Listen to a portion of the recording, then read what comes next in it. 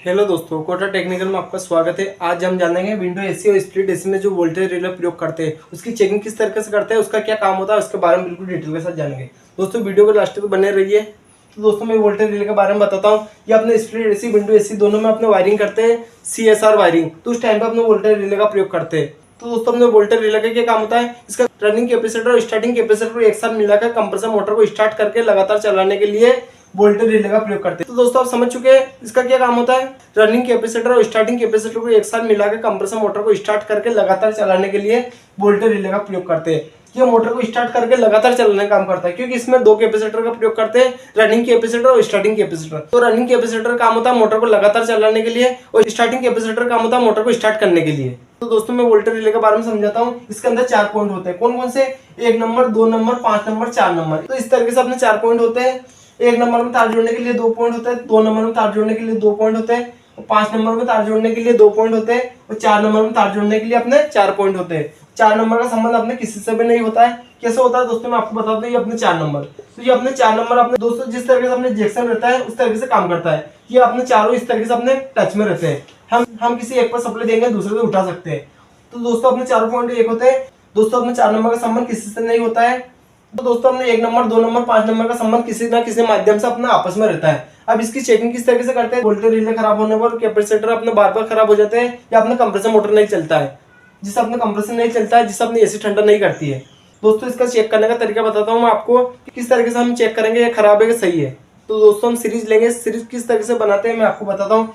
ये अपने बल्ब है और बल्ब में से अपने कितने वायर निकलते हैं? 2 वायर निकलते हैं। ठीक है दोस्तों, इस तरीके से अपने 2 वायर निकलते हैं। इन दोनों वायर को अपने न्यूट्रल फेस के सप्लाई देने पर अपना बल्ब अपना ऑन हो जाता है। इन दोनों वायर में से किसी एक वायर को काटने पर बल्ब अपना काम नहीं करेगा। अगर इन दोनों वायर को इस तरीके से आगे बढ़ाकर वापस जोड़ देंगे तो बल्ब अपना काम करने लग जाएगा। तो इससे अपना सीरीज बोला जाता है। इसी के माध्यम से अपने इलेक्ट्रॉनिक चीजों को चेक किया जाता है। ये अपना सीरीज वायर है दोस्तों।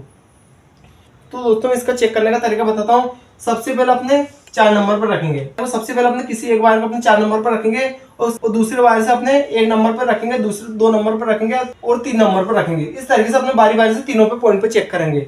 इस तरीके से बारी बारी से तीनों पॉइंट पे चेक करेंगे, 1 नंबर, 2 नंबर, 5 नंबर पे। तो दोस्तों किसी में भी अपना बल्ब ऑन नहीं होना चाहिए। अगर दोस्तों इस तरीके से बताते तो अपने 25% से सही माना जाएगा। ठीक है दोस्तों, अगर इस तरीके से बताता है तो अपना 25% से सही माना जाएगा।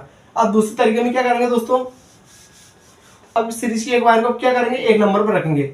ठीक है दोस्तों, दूसरे सीरीज के दूसरे वायर से सीरीज के दूसरे वायर को अपने 2 नंबर पर रखेंगे। ठीक है दोस्तों, इस स्थिति में 1 नंबर, 2 नंबर पर रखने पर अपना बल्ब ऑन होना चाहिए। ठीक है दोस्तों, अगर 1 नंबर, 2 नंबर पर रखने पर अपना बल्ब ऑन होता है तो इसे अपना 50% सही माना जाएगा। ठीक है दोस्तों, अगर 1 नंबर, 2 नंबर पर अपना बल्ब ऑन हो जाता है तो इस वोल्टेज रिले को अपना 50% सही माना जाएगा। ठीक है दोस्तों, यहाँ तक आप समझ चुके होंगे। अब इसका तीसरा तरीका बताता हूँ चेक करने का। तो दोस्तों अपने तीसरे तरीके से किस तरीके से चेक करेंगे? एक सीरीज की एक वायर को अपने 1 नंबर पर रखेंगे। ठीक है दोस्तों, सीरीज की एक वायर को अपने 1 नंबर पर रखेंगे और सीरीज के दूसरे वायर को अपने 5 नंबर पर रखेंगे।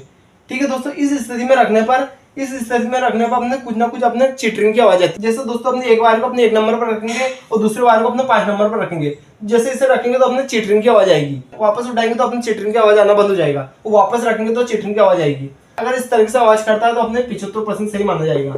अगर इस तरीके से आवाज करता है तो अपने 75% सही माना जाएगा वोल्टेज रिले को। अब इसका चौथा तरीका चेक करने का बताता हूँ मैं आपको। तो अपने सीरीज की एक वायर को अपने 2 नंबर पर रखेंगे और दूसरे वायर को अपने 5 नंबर पर रखेंगे। ठीक है दोस्तों, एक वायर को अपने 2 नंबर पर रखेंगे, दूसरे वायर को अपने 5 नंबर पर रखेंगे। इस स्थिति में दोस्तों अपने खटखट की आवाज आएगी। जैसे दोस्तों अपने एक वायर को अपने 2 नंबर फिक्स कर लेंगे और दूसरे को अपने 5 नंबर पर टच करेंगे। जैसे इसे रखेंगे तो खट की आवाज आएगी, जैसे वापस उठाएंगे तो वापस खट की आवाज आएगी। दोस्तों इसे बार बार टच करने पर अपने खटखट की आवाज आती है। अगर दोस्तों अपने खटखट की आवाज आती है तो अपने इसे 100% सही माना जाएगा। तो दोस्तों इसे रखने पर भी खट की आवाज आएगी, उठाने पर भी अपने खट की आवाज आएगी।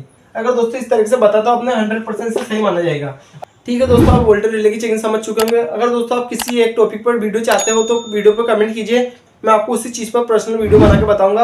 अगर दोस्तों इस चेकिंग से संबंधित आपके मन में कोई क्वेश्चन है तो कमेंट कीजिए। मैं इस चैनल पर आपको house wiring, motor wiring, AC, fridge, RO, washing machine, deep fridge सभी का कोर्स बार बार से कराऊंगा। तो दोस्तों चैनल को सब्सक्राइब कर लीजिए। मिलते हैं पीछे वाली वीडियो में। वीडियो देखने के लिए बहुत बहुत धन्यवाद।